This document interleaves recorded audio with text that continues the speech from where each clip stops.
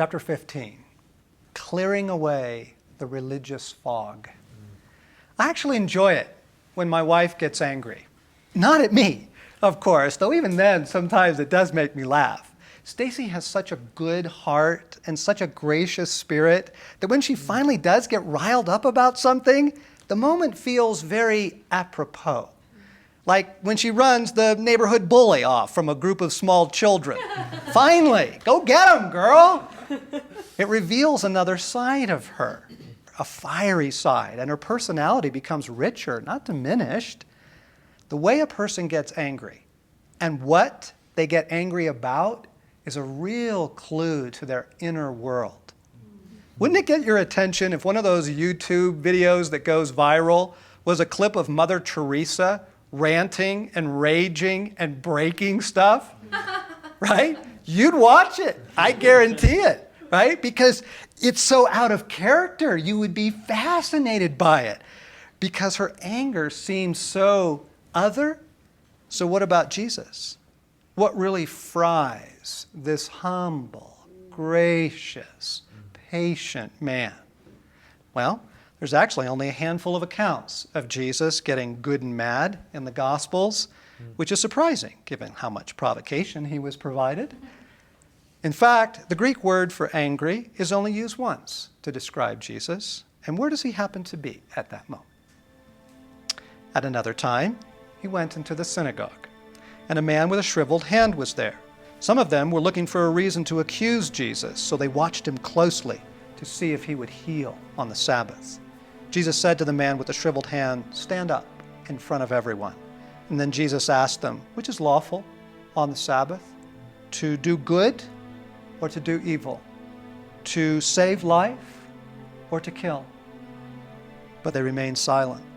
He looked around at them in anger and deeply distressed at their stubborn hearts. He said to the man, "Stretch out your hand." He stretched it out, and his hand was completely restored. Do you understand why the vast, beautiful heart of Jesus rises in anger toward these clerical bullies? This is the same ferocity we see in the temple. Do you understand the personality of God now? And the horrible nature of religious falsehood. Maybe it's more revealing to ask, do you share his anger at this stuff? This is what infuriates Jesus, so it ought to be what infuriates us. Or have we made a cordial détente?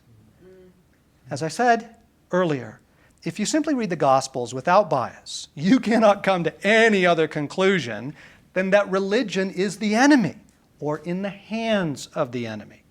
Every hostile encounter Jesus has is with very churchy people. This spirit is the great enemy of our life with God. And it is this spirit that Jesus warns his boys about when they were whispering in the boat about bread. Okay, be careful. Jesus said to them, be on your guard against the yeast of the Pharisees and Sadducees. And then he says it again to make sure they're paying attention. Be on your guard against the yeast of the Pharisees and the Sadducees. If you would know Jesus, if you would love him, if you would experience him, you must pay very careful attention to this warning. And friends, you don't heed this by simply making the Pharisees the bad boys of the Bible, okay? Like the villains in a melodrama. It's not what Jesus meant. The religious fog uses sanctified words and activities, things that look and sound very Sunday school, to distort our perceptions of God and our experience of him. It's cunning as a snake and as adaptive as the flu, infiltrating our practices to make them ever so false. My mom went to Catholic school. It made her walk away from church and from God. The fruit of that seems pretty clear. A friend went to seminary, gained a theological degree, and lost his faith. How sick is that? A good friend of mine was subjected to rigorous Bible classes as a child. She now hates the Bible. You shall know them by their fruit. I'm not on a tirade. I want to get on to how we can better love Jesus and experience him. And yet to pass this over would be an injustice to you, because this is the source of most of the debris keeping people from Jesus. If you want to know him as he really is, experience him just as intimately as the disciples did, you are going to have to clear out the religious fog. So, let's just start with this point of clarity. There is Christianity, and then there is Christian culture. They are not the same, okay? People develop a taste for organ music or fog machines in the same way they develop a taste for public radio or NASCAR. And then they insist that organ music or fog machines are the right way to know Jesus. And from here, it just gets weird. Big hair, reverent tones, shouting, robes, funny hats, smells and bells, tambourines, Broadway-style services managed down to the second. Loving the culture of church is not anywhere close to the same thing as loving Jesus, okay? The Pharisees loved their religious culture. They loved the long prayers, right? The solemn garments, the honor bestowed on them because they were members of the clergy, but they hated Jesus. Okay, so it would take 36 volumes for me to provide an exhaustive list of, religious nonsense, but let me give you a few categories. When the religious is operating, false reverence replaces loving Jesus. Okay, that's one. In fact, loving Jesus is considered optional. I know, it's too hard to believe, but it's really quite common. It's as if we think you can be a Christian, but being in love with God is optional, sort of like extra credit.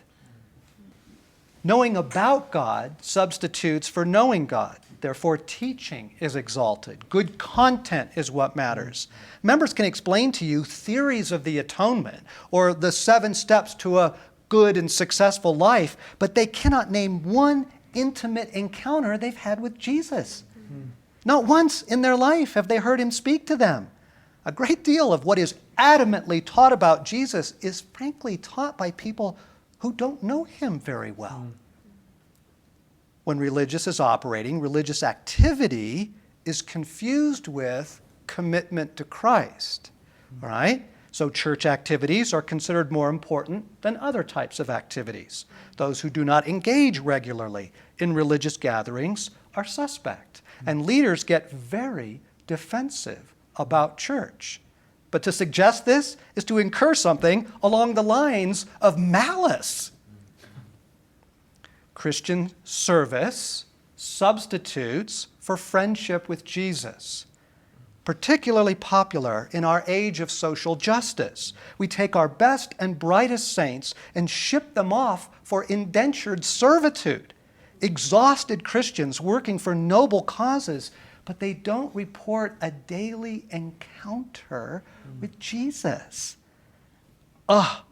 Who is held up as models for serious Christian commitment in your world? Is it, here is Jeff, he really knows Jesus? Or, here is Jeff, he serves the poor in India?